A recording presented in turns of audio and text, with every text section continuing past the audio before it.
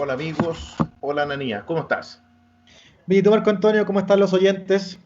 Bien, o sea, yo respondo por mí, espero que los oyentes estén mucho mejor que yo y que nosotros dos de todas maneras. Y Ananía, hoy día de verdad que me gustaría que hagamos un programa súper positivo. Sé que vamos a hablar de aspectos legales como siempre, de eso se trata este programa, pero yo creo sinceramente que hay que dar un mensaje de optimismo y bueno, eh, al mal tiempo, buena cara, como se dice, ¿no? Pero nobleza obliga. Me contaron por ahí, Ananías, que tú habías recibido una importante distinción. Por lo tanto, a ver, cuéntanos un poco de qué se trata. Y te felicito, evidentemente, dicho sea de paso. Muchas gracias, da un poco de pudor si hablar de uno, hay que decirlo, más aún con todos No, nuestros autores. Sí, pero bueno, nobleza fue obliga. algo, sí, algo bien reconfortante para mí personalmente, también para la oficina, que me aceptaron como asociado en una importante asociación latinoamericana de derecho, que es la Asociación de Derecho a la Construcción de Latinoamérica, una asociación bastante interesante porque realiza mucha investigación, Marco Antonio, en temas vinculados con la construcción. Y en base a la experiencia nuestra como oficina, ¿cierto? Me admitieron como asociado, lo cual permite obviamente que me siga desarrollando, que la oficina siga desarrollando y también humildemente intentar aportar, ¿cierto?, en lo que es el derecho a la construcción, ¿cierto?, a nivel nacional y latinoamericano. Así que muy contento, así que gracias por la mención. Me da un poco de pudor, sí, hay que decirlo. Bueno, no importa, Ananía, pero merecido y además que me parece súper oportuno en relación con la temática del día de hoy, porque justamente vamos a hablar de propiedad inmobiliaria, justamente. Evidentemente no nos podemos sacar de encima la problemática del COVID, ¿no? Hoy por hoy todos los análisis jurídicos que estamos haciendo, todos los estudios, ¿no? Los abogados en general, diría yo, que dicen relación con cómo afecta en distintos escenarios legales la pandemia que estamos viviendo, ¿no? Hoy día me parece a mí que casi todas las consultas que uno le hacen, sus clientes o gente que lo llama a uno para preguntar la opinión, dice relación con ello. Entonces, me gustaría partir por un tema que, si bien es cierto, se habla mucho, se ha hablado mucho en programas de radio, incluso en notas periodísticas, televisión, radio, prensa escrita, etcétera, que es justamente la copropiedad inmobiliaria, en la copropiedad inmobiliaria. Y lo primero que me gustaría preguntarte, Ananía, es lo referente a lo que es la morosidad en los gastos comunes. La morosidad en los gastos comunes, porque además, en relación a la morosidad de gastos comunes, tanto la ley 19.537, que es la ley sobre copropiedad inmobiliaria, establece sanciones, y también a veces los reglamentos de copropiedad establecen sanciones adicionales. Entonces, eh, ¿qué es lo que te ha tocado ver? ¿Qué opinión tienes? ¿Cómo podemos orientar a nuestros auditores de partida? Sí, a ver, tal como tú decías, Marco Antonio, yo diría que el 100% de las preguntas que han llegado a la oficina tienen que ver, ¿cierto?, con todos los efectos que esta pandemia causa en la sociedad. Y por supuesto también hay efectos con implicancias legales y desde ese punto de vista es muy interesante hablar de temas de copropiedad. Sobre todo porque en una primera aproximación uno puede ver de que hay mucha ignorancia, ¿cierto?, en general en la sociedad respecto a temas de copropiedad. Y eso se ve reflejado, yo diría, en el día a día, que la gente en general no es muy interesada en los temas de copropiedad, viviendo en copropiedad, según algunas fuentes, más de un 60% también en Chile viviendo en copropiedad.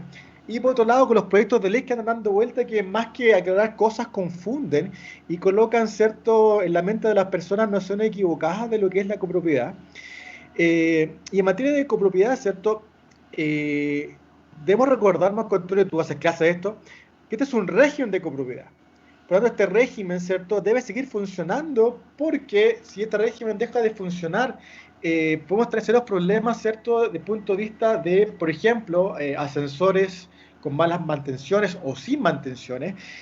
Podemos tener, ¿cierto?, que no hay dinero para pagarle a los conserjes, ¿cierto?, a las personas que están en la portería de un edificio. Podemos tener problemas pagar, por ejemplo, el gas, el agua.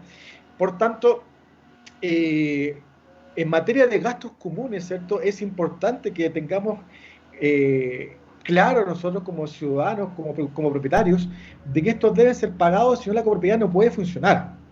¿Okay? Ahora, ¿cuál es el problema? El problema es cuando la gente deja de pagar gastos comunes, causa problemas para mantener en funcionamiento este régimen. Y dicho eso, ¿cierto? La actual ley de copropiedad inmobiliaria, ¿cierto? Establece mecanismos para que el administrador, como responsable de cobrar los gastos comunes, pueda tener herramientas para ejercer el cobro. En ese sentido, ¿cierto? Es importante destacar que si uno como copropietario debe 3 o más meses de gastos comunes, ¿cierto? La ley permite que el respectivo reglamento de copropiedad establezca la posibilidad de cortar el suministro eléctrico.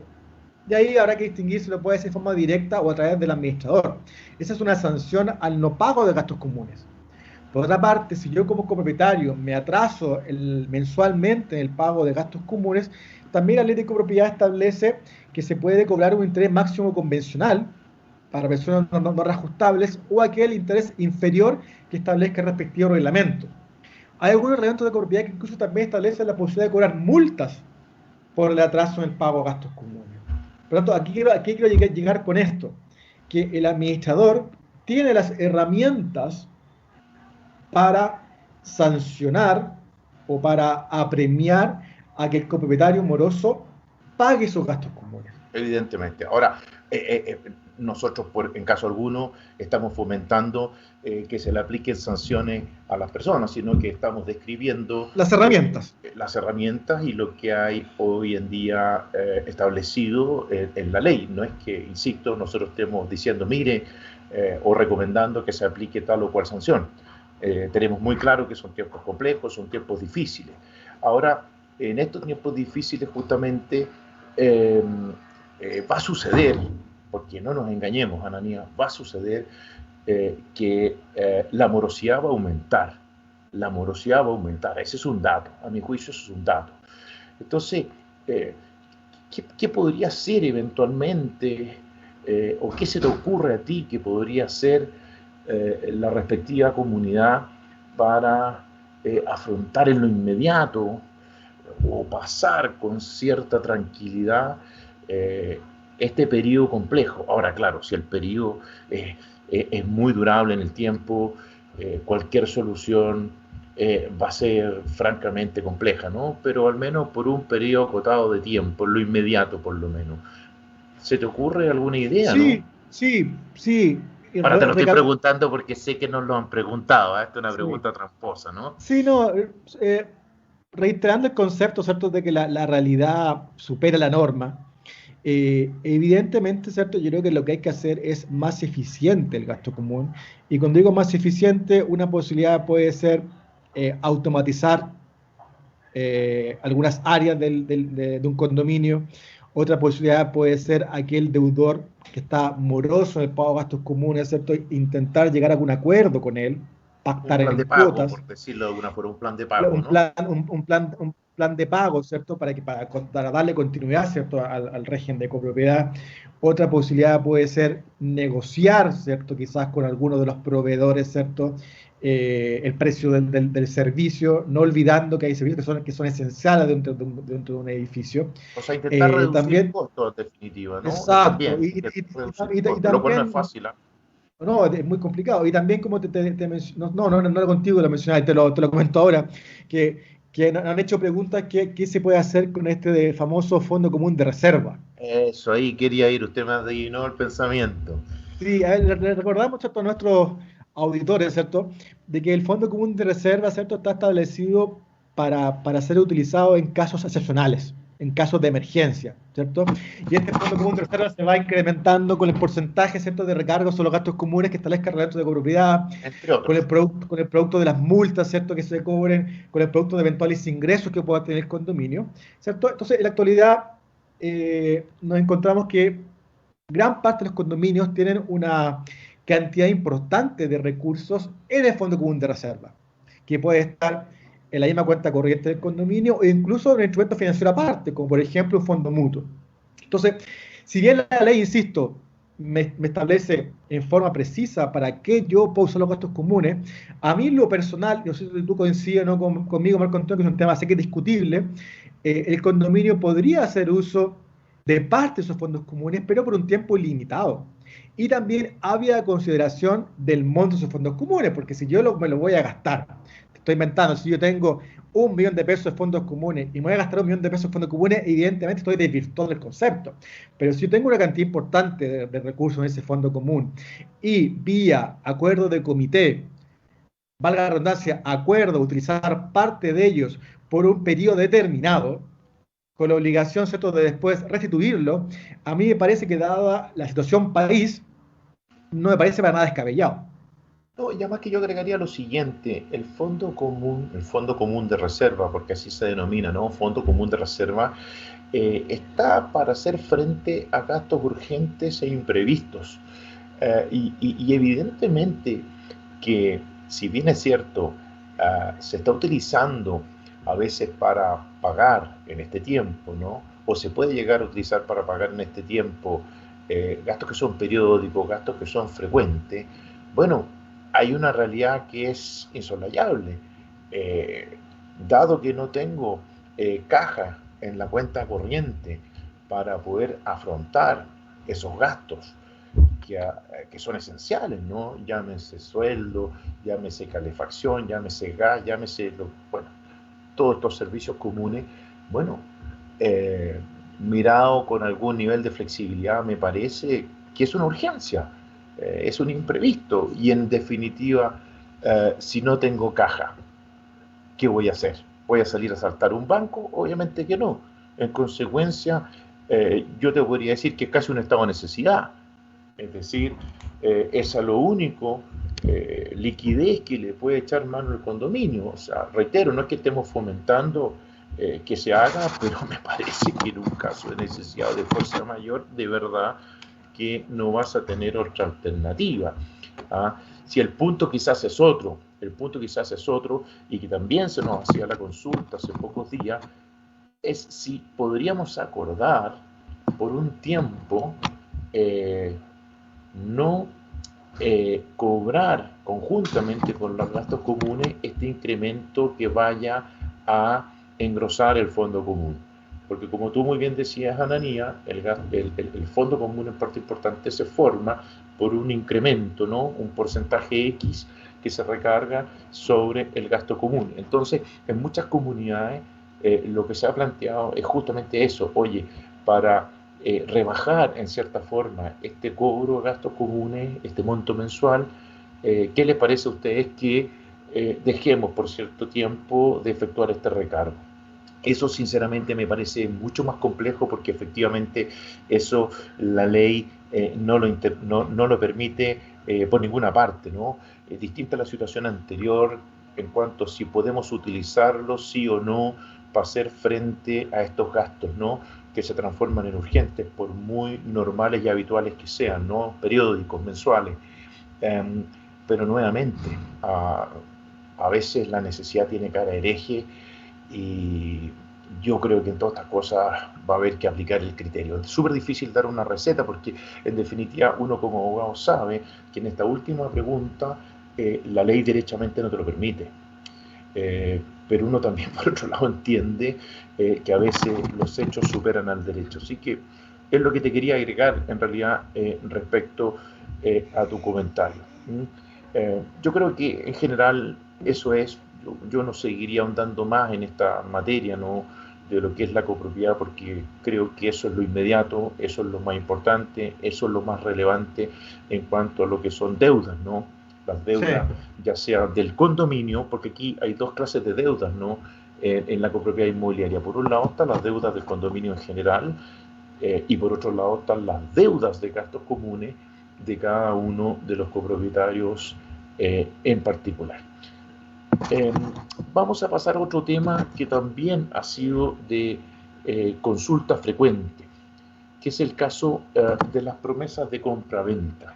¿Ah? Pero antes de desarrollar este tema, te sugiero que hagamos una breve pausa musical, y luego de esta pausa analizamos entonces el tema de las promesas de compraventa, porque hoy día hay muchas personas que tienen promesas de compraventa firmadas, eh, ya sea compraventas en blanco o compraventas en verde, y que, bueno, han han perdido su fuente de trabajo y se ven enfrentados entonces a esta compleja situación. Vamos a una pausa, Ananía, y Perfecto. volvemos. Ok. Bien, Ananía, aquí de vuelta con nuevas energías. Y fíjate que me quedé pensando, y antes de entrar al tema de las promesas, que insisto, creo que es un tema súper relevante hoy por hoy, eh, volviendo al tema, de los condominios, fíjate que hay una cuestión que me dejó preocupada. Y hablo de la cuestión en un sentido técnico, ¿no? No en un sentido ni coloquial ni vulgar. Fíjate que nosotros en la oficina tomamos conocimiento de que se había solicitado en un caso, en un caso que es el único al menos que yo, no, que yo conozco, no sé si tú conoces otro y nos podrás contar, en que se habría pedido, utilizando la terminología antigua de la ley, la quiebra de un condominio. La verdad que fue una situación que a mí al menos me dejó muy preocupado, muy preocupado. Yo sé que te tocó estudiar el caso, Nanía. Brevemente, haznos un resumen porque para que entiendan nuestros auditores, un acreedor, tengo entendido que era la empresa que prestaba servicios de seguridad al condominio, ante el impago de alguna factura, habría solicitado, utilizando, reitero, la terminología antigua, porque esa terminología hoy día la ley no lo utiliza, la quiebra, es decir, la liquidación. En la terminología actual sería la liquidación de un condominio acogido a la ley 1937. Brevemente, eh, resúmenos el caso, sin entrar en mayor análisis, ¿no? Si es esto es más bien de carácter informativo lo que te estoy pidiendo que nos resumas, ¿no?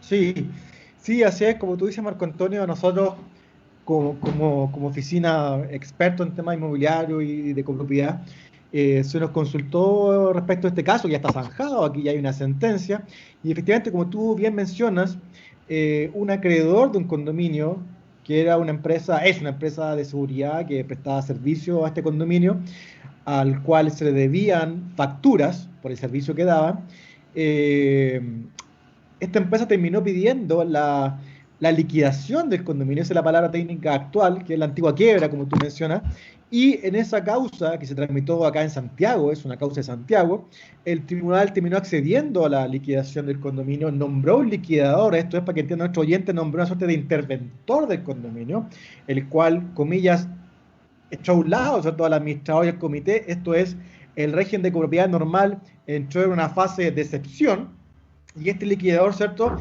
Eh, tiene por objeto liquidar bienes objetos para, tiene por objeto, perdón, pagar las deudas que este condominio debe. Y actualmente ese condominio sigue funcionando bajo este régimen excepcional.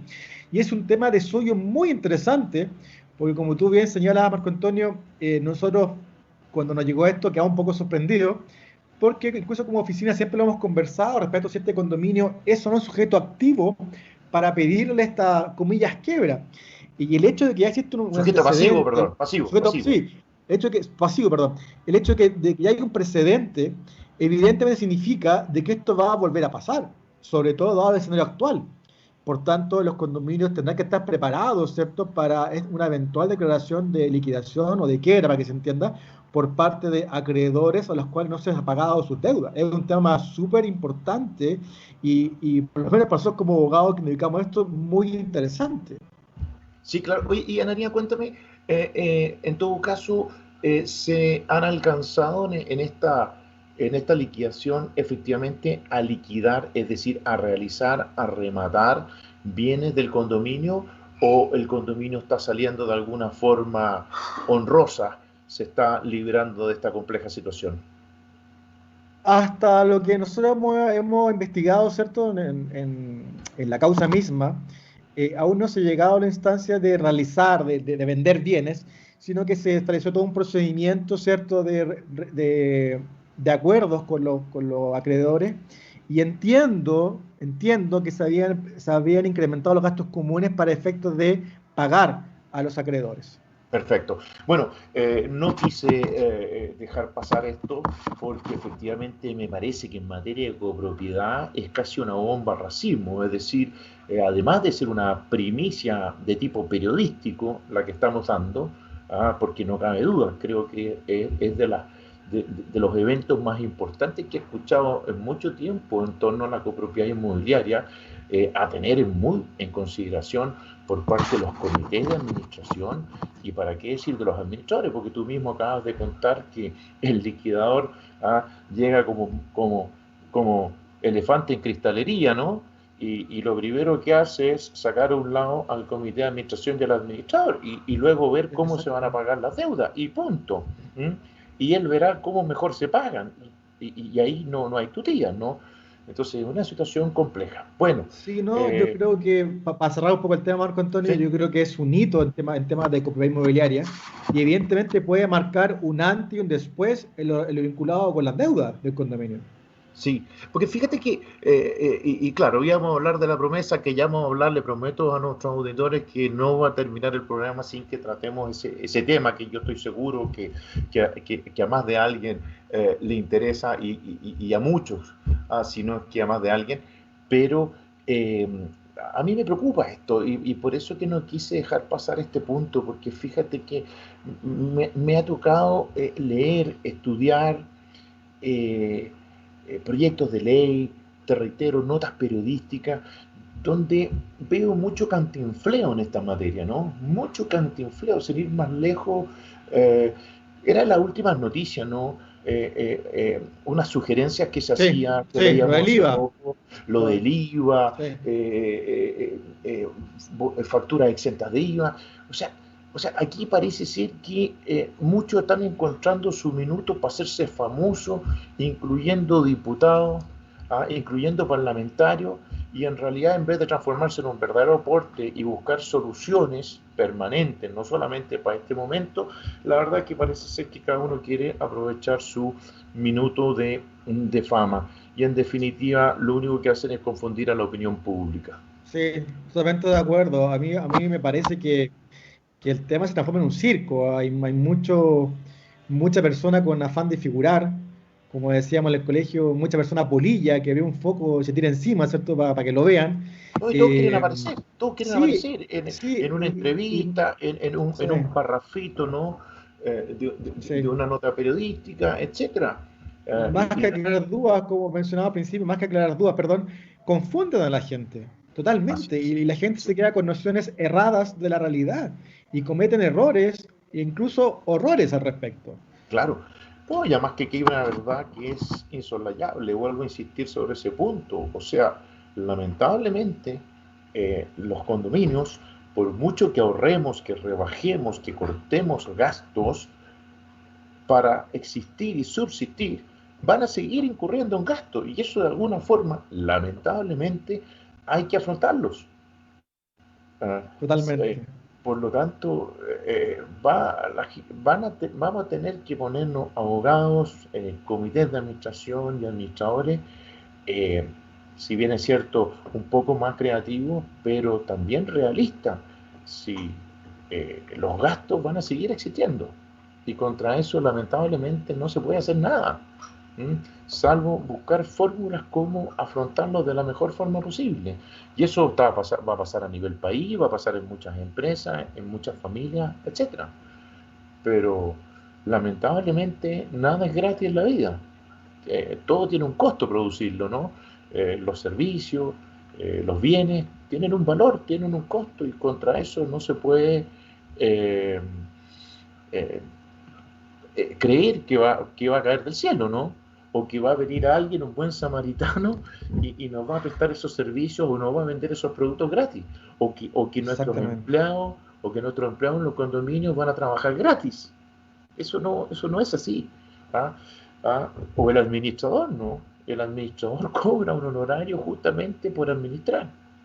Entonces, bueno, ese es un tema que siempre nos preocupa y nos ocupa, y no quería dejar pasar porque de verdad que esa primicia me tenía la palabra obviamente no entusiasmado, sino que francamente eh, interesado y preocupado, ¿no? Bien, no sé si estamos, parece ser que el máster nos estaba avisando que nos entusiasmamos mucho con este tema de la copropiedad inmobiliaria y que Sí, debemos ir a una tanda propia de la radio y ahora sí que a la vuelta prometo, Ananía, que vamos a tratar el tema entonces de las promesas de compraventa de inmuebles. perfecto. Vamos a una tanda y volvemos. Ahora sí, de vuelta, Ananía, y lo prometido, justamente, el contrato de promesa. Pero me gustaría, antes de hacerte la pregunta, Ananía, realizar una pequeña precisión terminológica, porque claro, jurídicamente estamos frente a lo que se denomina un contrato de promesa de compraventa, pero en la jerga habitual, en la jerga común, ¿no? Se suele hablar de compraventas en blanco o compraventas en verde, ¿no? Compraventa en blanco se suele denominar cuando la gente promete comprar en aquellas circunstancias que solamente está el plano, ¿no? Los planos Exacto.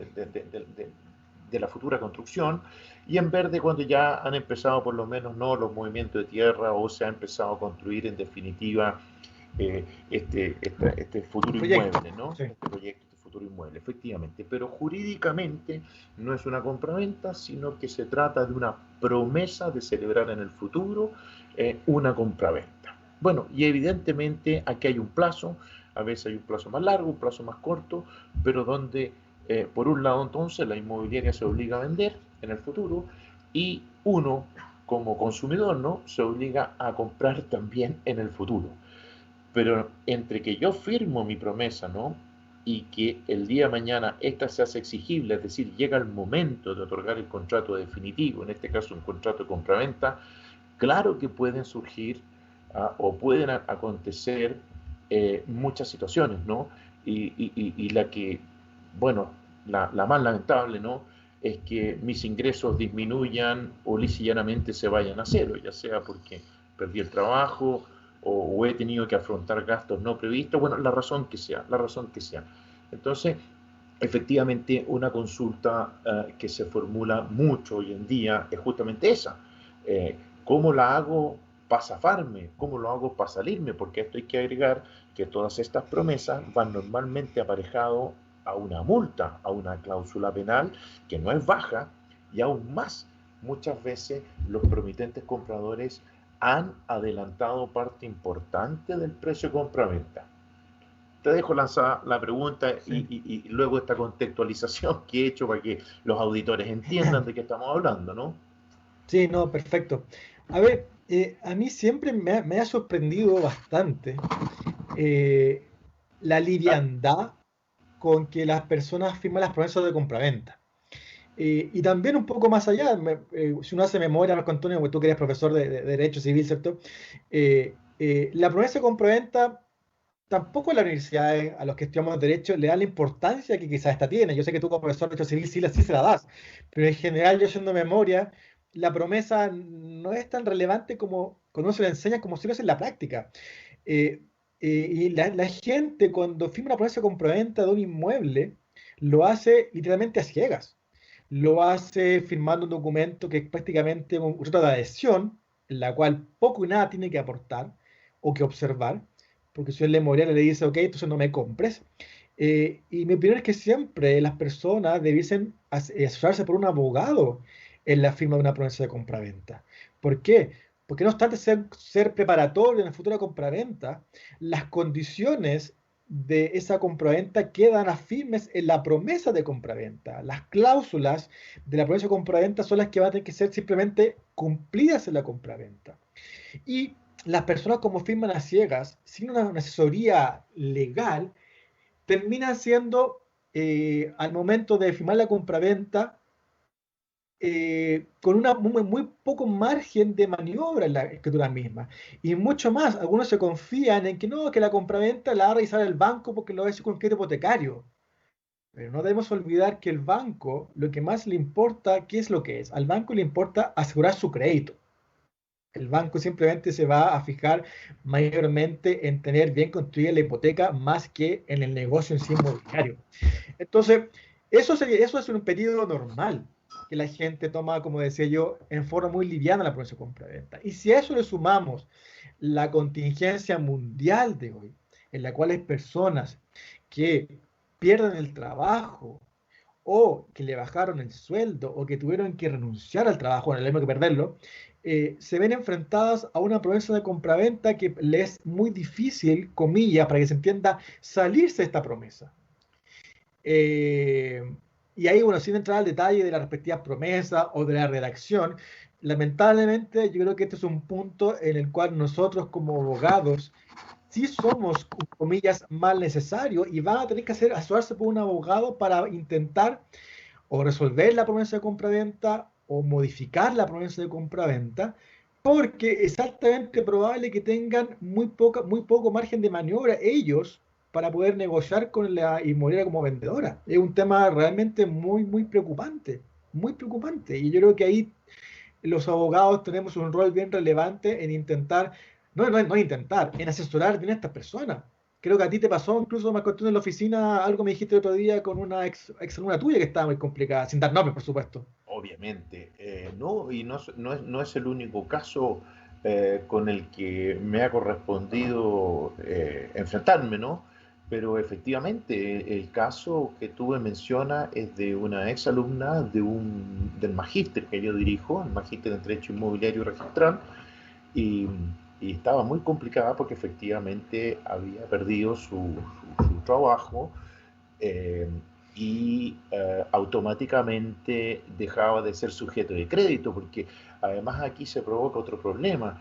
Muchas veces las instituciones financieras para financiarte requieren o te exigen cierta antigüedad en el empleo. Entonces se le producía una situación bastante compleja, o se le está produciendo una situación bastante compleja, porque ella es una persona muy competente, con grado académico, además, con posgrado, porque de hecho fue alumna, como te digo, en este magíster, Mina, y el drama de ella es que justamente, no obstante que pueda encontrar trabajo, porque afortunadamente para ella el contrato de compraventa no debe firmarlo mañana, diciéndolo en términos figurados, ¿no? Creo que tiene varios meses por delante, pero el drama de ella es ese, o sea, no obstante encontrar trabajo, podría tener complicaciones entonces para efectos de eh, poder obtener el crédito hipotecario con que financiar entonces esta compra.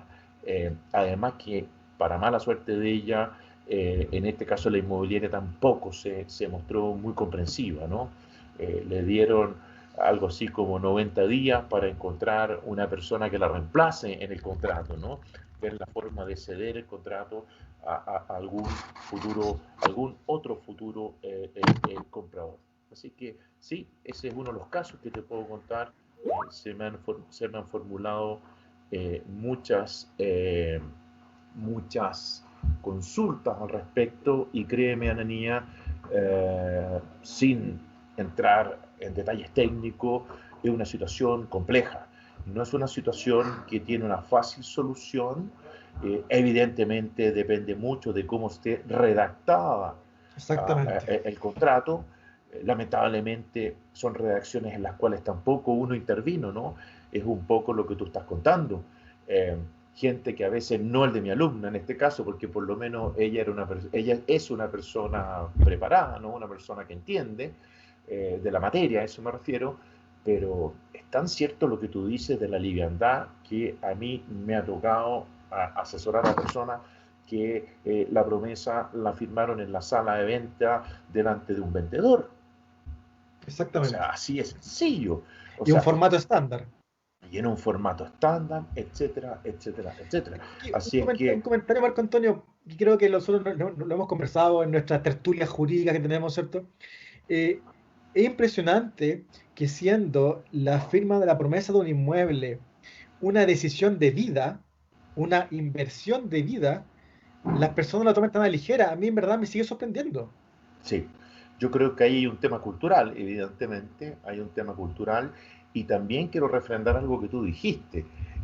No es que el banco sea mala persona, pero sinceramente al banco poco y nada le debe importar esa promesa. O sea, está bien que la tenga a la vista, justamente para que se le acredite que hay un negocio, ¿no? que ha sido cerrado entre su cliente, que va a ser este señor o señora que está pidiendo crédito, pero en estricto rigor al banco, el banco no interviene en la promesa tampoco. Si el banco, No, ¿dónde va a intervenir? El banco va a intervenir el día que se celebre el contrato de compraventa y se otorgue el respectivo crédito con hipoteca, ¿no?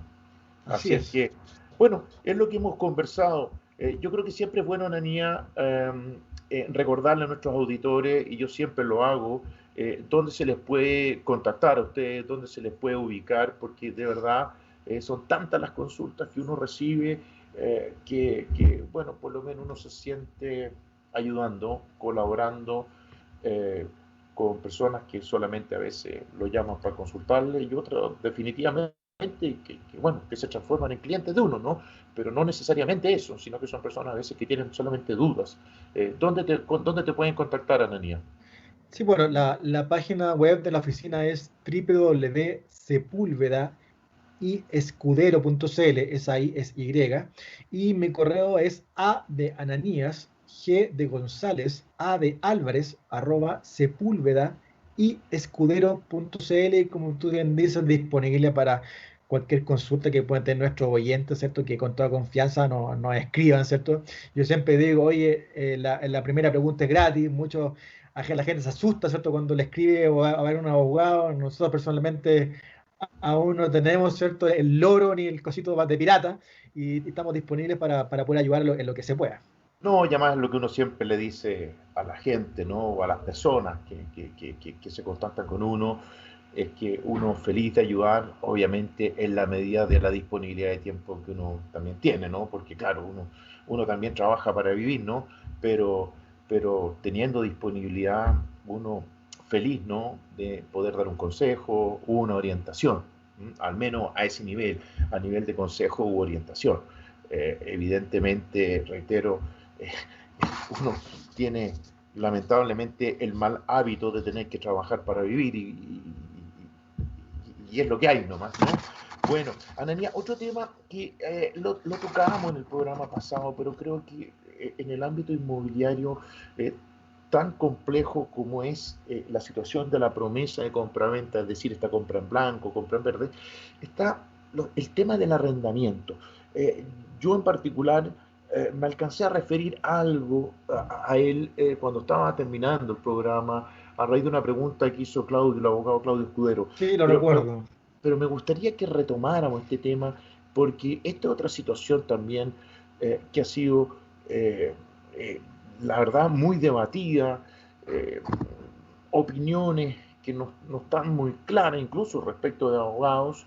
Entonces, me gustaría saber tu opinión, cómo ves esto, ¿no? Esto del mercado de los arrendamientos. Ahora, pienso yo, y para introducir mejor la pregunta, que es importante sí analizar cuál es la finalidad para la cual se está arrendando, porque en definitiva no es lo mismo un contrato de arrendamiento de un departamento donde uno vive, ¿no?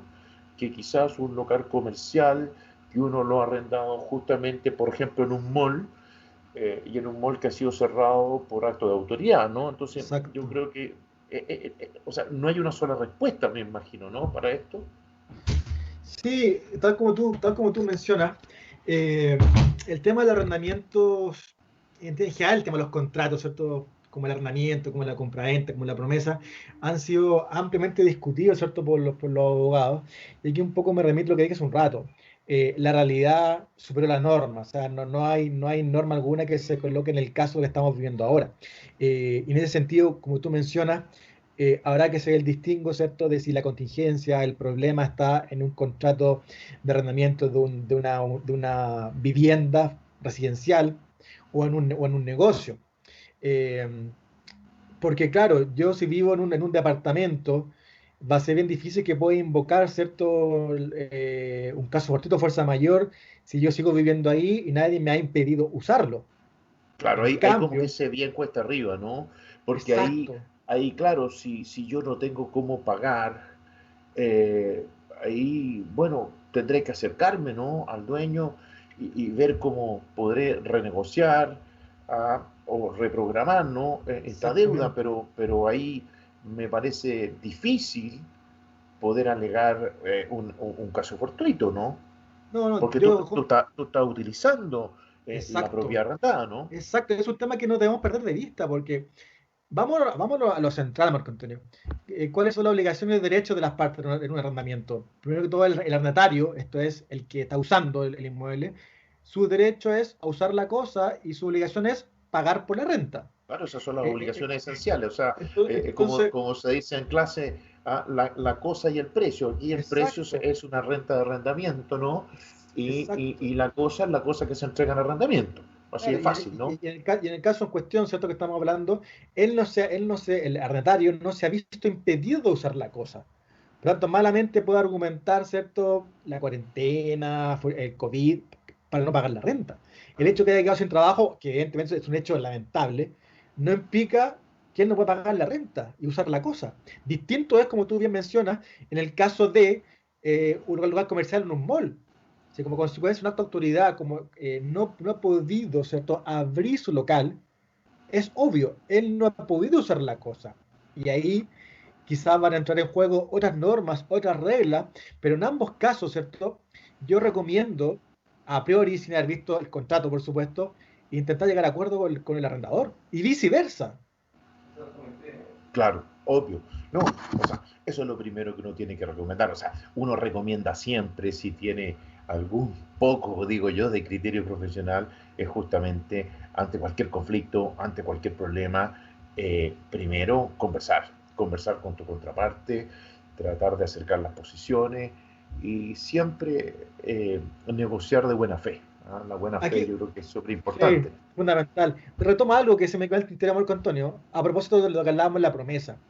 Fíjate que los arrendamientos también se observa liviandad por parte Total. por parte sobre todo del arrendatario. Y se firman contratos, yo he visto contratos de inmuebles por renta bastante elevada, Bueno, con pues un sí, perdona que te formato de... interrumpa, perdona que te Sí, interrumpa. ¿Quiénes son los grandes redactores de contratos de arrendamiento en Chile?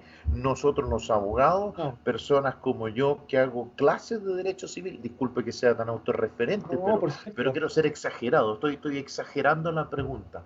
¿O son otras personas que son personas muy honorables? Pero ¿quiénes son? ¿Quiénes son, Ananía? Los corredores de propiedades. Claro, y ellos tienen conocimientos legales, conocen en detalle uno de los contratos más reglamentados del Código Civil, porque incluso yo te Para digo, nada. porque a mí como profesor de Derecho Civil me complica cuando tengo que enseñar materia a los alumnos, porque es una materia altamente reglamentada, Total, que total. distingue según el tipo de cosa que es decir, si es un mueble, si es un inmueble, si es un predio rural, si es un predio urbano. Es decir, es un contrato complejísimo. ¿Ah? Y buen punto, de verdad que es muy buen punto el que estás tocando, Ananías, porque es impresionante. ¿Ah? Es impresionante. ¿Ah? Los grandes redactores ¿ah? de contratos de arrendamiento en Chile efectivamente son los corredores de propiedades. Y cada vez, tú tienes mucha razón, son menos las consultas que uno como abogado le hacen sobre todo personas naturales respecto a los contratos de arrendamiento, porque a mí personalmente quienes me consultan, bueno, son clientes, que normalmente son clientes de empresas, ¿no? Que Exacto. claro, van a celebrar un contrato importante y efectivamente ellos tienen la cultura de que eso debe ser revisado por un abogado, pero en general las personas naturales, No, cuando cero. arriendan, cero. Oye, Cero. y a veces contratos que son a largo plazo o en los cuales hay que pagar rentas bastante altas, No, mensuales, ¿no? te agrego algo más. También los que son redactores de contratos son la imprenta, porque hay tantos formularios que venden en la librería y también no han llegado a ser oficina. No, pues Eh, sí, eso es histórico. sí, Los famosos formularios eran como los formularios de contrato de trabajo. exacto. Y aquí un poco de desahogo. O sea, redactan malos contratos, usan formularios y después quieren que el abogado le arregle el problema en 5 segundos. Exacto. O encuentran que eres El caro abogado se demora mucho, que el abogado se demora mucho en el juicio. y más encima le está cobrando caro. Claro. ¿Sí? ¿Ah? Pero Yo, llega, fíjate, quiero rescatar algo, no recuerdo el nombre, tampoco lo voy a dar, pero ¿te acuerdas que hace como un par de años vinieron dos hermanos a comprar una vivienda que era a un precio bien modesto, bien económico, y te acuerdas la prolijidad que los clientes nos exigieron para la compraventa y los detalles. Eso es un caso en verdad ejemplar, Sí, ejemplar. y lo comentamos, Yo creo porque que todo, salía de la norma, ¿no? sí, yo creo, yo insisto, sí, tienen que ver, en estos temas tienen que ver al abogado como una inversión, no como un gasto. Al menos en estos casos, ¿no? Totalmente. Yo creo que en algunas otras situaciones puede ser, a veces vale, o sea, no a veces, vale mucho la experiencia que cada uno puede tener en su respectivo rubro, ¿no? Que desempeña, pero hay es efectivamente malas costumbres, ¿no? Que se han ido imponiendo en el mercado inmobiliario en este caso, y yo creo que dos ejemplos extraordinarios son precisamente el de las promesas de compraventa y el de los contratos de arrendamiento. Creo que ha sido muy acertado, Nani, en señalar lo que has señalado, ¿no? Porque creo que son dos realidades que no admiten, digamos, discusión. ¿Mm? Sí, y Bueno, lamentablemente en épocas como esta vemos los resultados de malas prácticas, de malas decisiones. exactamente. Pero bueno, nuestro objetivo con este programa es orientar, es ilustrar y si podremos servir, bueno, habremos cumplido con la finalidad que nos propusimos desde un inicio. Lamentablemente, estamos llegando al final. No sé si tienes algo que decirle, algo que se haya quedado en el tintero. No, estos temas a uno lo apasionan, a veces uno se queda corto de tiempo, pero yo diría más bien un mensaje de asesorarse en estos temas, darle la seriedad que merecen y como decía hace un rato, sobre todo en tiempos como ahora complejos, eh, estos temas van a salir a flote en forma, yo diría, bastante abundante. Así es, toda la razón. Bueno, se ha cumplido un programa más. Nos vemos el próximo martes, estimados Ananía, y un abrazo grande para todos nuestros auditores. Buenas tardes. Buenas tardes, muchas gracias.